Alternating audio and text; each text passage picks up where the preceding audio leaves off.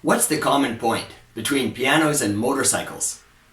Today I'm going to talk about their similar point, and it might surprise you. But first, I have to introduce a guy called Alpheus Babcock, because his invention is the link to motorcycles. Hi, and welcome to the Les Paris Podcast, episode number 379. Today's episode is about pianos, motorcycles, and Alpheus Babcock. The problem: pianos were invented around 1700, and they took the music world by storm. Except, there was a problem with them. They were difficult to hear. If you played in a small room, with a small audience, it was fine. But you could not use them to accompany an orchestra. The other instruments would drown out the piano. The problem was the strings. To make the larger sounds, you needed to pull the strings tighter and tighter. Eventually, you had to pull them so much that they broke the frame of the piano. This brings us to our main character, the inventor. Alpheus Babcock enjoyed making pianos and organs. He and his brother formed a company to make organs right from the start. He wanted to make better pianos for the musicians. It was the start of the Industrial Revolution, and new materials were coming on hand. He noticed that some other piano makers were using iron braces in the frames of the pianos. This improved the sound, but not enough for him. Then inspiration struck. He decided to make his frames completely from iron. This had two main benefits. Before I say what they are, we have to take a quick look at motorcycles. Motorcycle engines. The engine of a motorcycle is a finely tuned thing. It may just look like a big piece of iron, but there's a lot of science in the engine.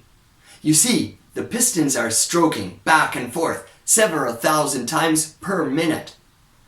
The engine has to be very hard to withstand that for years.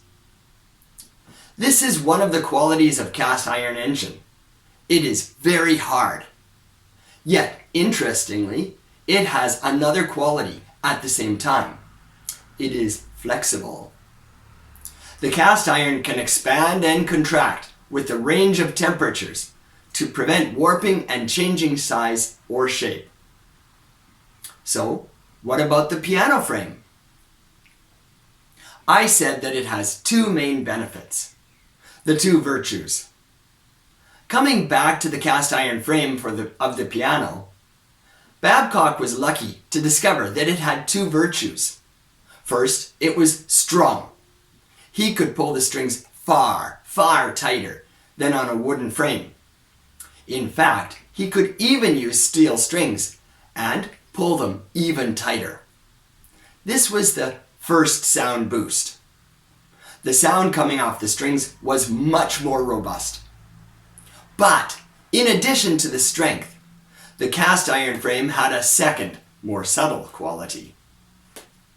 The core of the cast iron frame was slightly flexible. This meant that the vibrations from the strings were passed into the frame. Then the frame itself began to vibrate and make the sound even larger. Now, the modern performance piano was born. The common points. So, what do motorcycle engines and pianos have in common? It is the cast iron that is used in them. It is the same industrial quality cast iron in each one.